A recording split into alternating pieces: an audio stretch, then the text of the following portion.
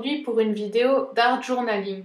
Donc ça faisait assez longtemps que j'y avais pas touché et je me suis dit que ce serait le moment d'essayer de nouveau de faire une page. Du coup, je suis allée sur Pinterest et j'ai trouvé un peu d'inspiration. Donc tout d'abord, je vais partir sur un fond craft. Vous avez dû remarquer déjà avec l'album du ski que je suis vraiment une accro au craft en ce moment. Et franchement, je m'en lasse pas. Donc je viens en coller sur toute la surface de mon art journal. Donc c'est du papier craft qu'on peut trouver par exemple dans des commandes ou je sais pas maintenant chez un fleuriste. Et donc je recouvre mes deux pages avec.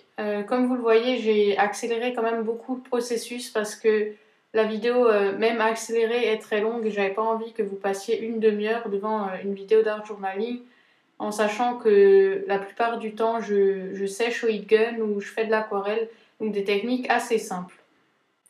Ceci étant fait et mon gel médium étant sec, je vais venir appliquer un peu de gesso pour pousser le craft dans le fond pour pas qu'il occupe toute la place et avoir un fond quand même assez neutre. Et une fois que c'est sec, donc j'ai séché au heat gun, je vais venir coller donc une page de livre que j'ai déchirée et donc j'en colle une sur un... Excusez-moi, je vais arriver à m'exprimer. J'en colle une d'un côté et une de l'autre. Et puis donc voilà mon compte Pinterest. Donc si vous êtes intéressé par ce que j'ai sur mes tableaux, vous pouvez toujours voir en description, il y a le nom de mon Pinterest. Donc je vais venir faire un dessin. Donc là je vais vraiment accélérer parce que vous allez voir déjà que je vais m'y reprendre à deux fois. Donc j'ai un peu galéré, je ne m'attendais pas à ce que ce soit tellement compliqué.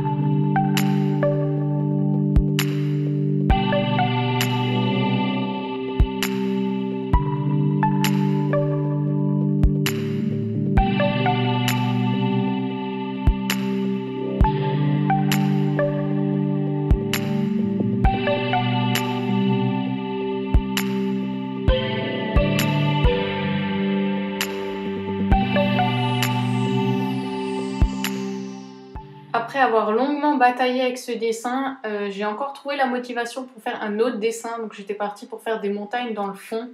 Donc j'utilise l'encre de Chine parce elle est permanente, contrairement aux marqueurs noirs que j'ai qui ne sont pas permanents et ou à la moindre tache d'eau, ils vont se mettre à couler. Et du coup, ben, c'est le seul moyen que j'ai trouvé et donc j'ai dû me débrouiller avec ma plume. Et vous voyez déjà que je fais des taches. Du coup, ce que je vous conseille si vous êtes motivé à utiliser l'encre de Chine, c'est comme je viens de faire, garder un bout de papier à côté pour tester et pour enlever l'excédent d'encre s'il y en a. Vous voyez également que je fais des petits traits donc pour ombrer les montagnes et leur donner un peu de relief.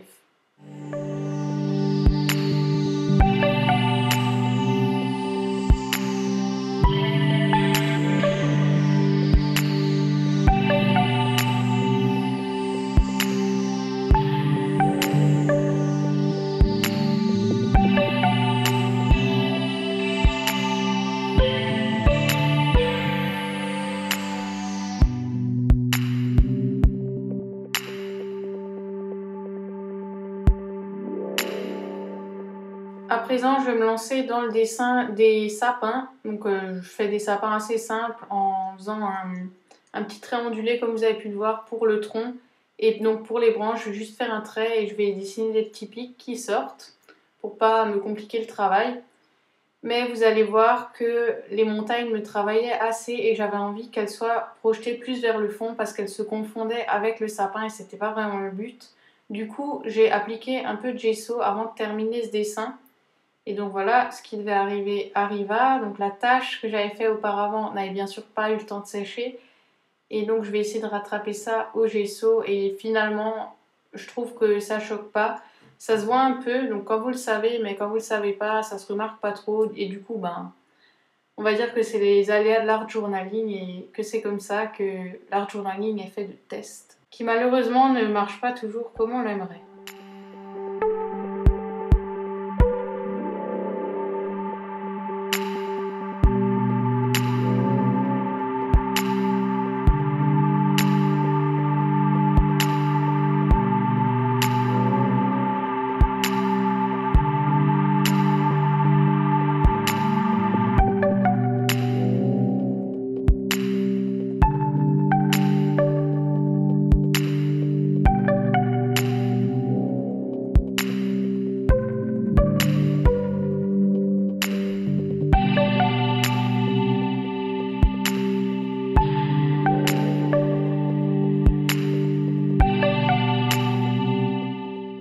Maintenant, on va venir ajouter un peu de couleur sur cette page parce que je voulais pas qu'elle soit fade et qu'elle reste dans ces tons neutres. Je vais choisir le bleu et le vert donc pour rester dans un ton assez naturel. Donc d'abord, j'applique de l'eau directement sur la page de manière à ce que l'aquarelle se propage vraiment. Donc j'ai utilisé les pâtes Distress, je pense que vous l'avez vu. Donc j'ai pris une couleur bleue et une couleur vert assez flash.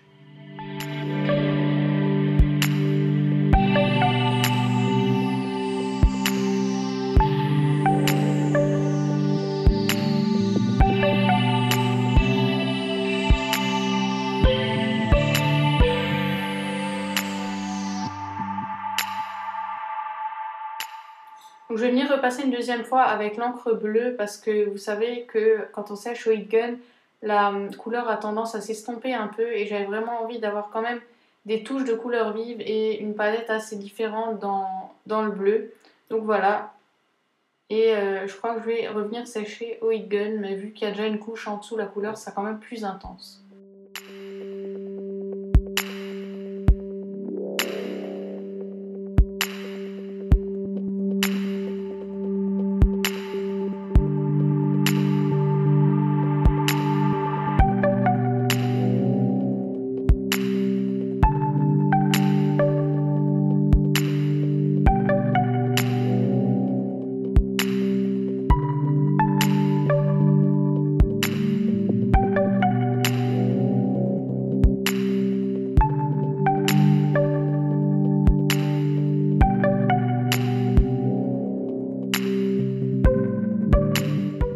Alors vu que j'étais un peu trop prise dans ce que je faisais, j'ai écrit mon titre hors caméra et du coup je vous montre ce que j'ai fait. Donc j'ai également peint l'œil.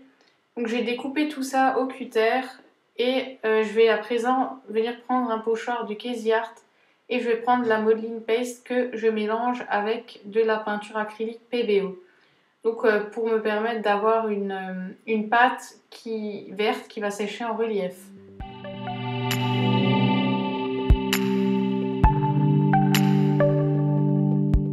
Pour ceux qui ont vu ma vidéo de la commande, vous avez peut-être reconnu le stylo, donc je suis vraiment fan.